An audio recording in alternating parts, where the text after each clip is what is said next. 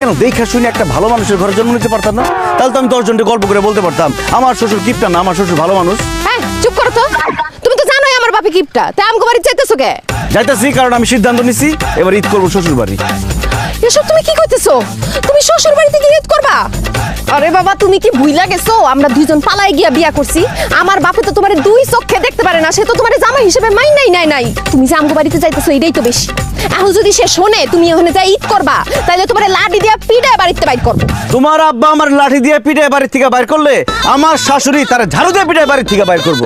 কারণ আমার শ্বশুর আমার জামাই হিসেবে মাইনা না দিতে পারে, কিন্তু আমার শাশুড়ি আমার ঠিকই জামাই হিসেবে মাইনা নিচ্ছে। আমার শ্বশুরের আদরের কোনো দরকার নাই, আমার শাশুড়ির আদর হলে চলবে। দেখো বিয়ার পরে আমগো প্রথম ঈদ, এখন ঈদের মধ্যে ঝামেলা করার কোনো দরকার নেই। চলো আমরা তোমাকে বাড়িতে গিয়ে ঈদ করি, নাহলে জামাই শ্বশুরের ঝগড়া ঈদটাই আমার মাটি হয়ে যাইব।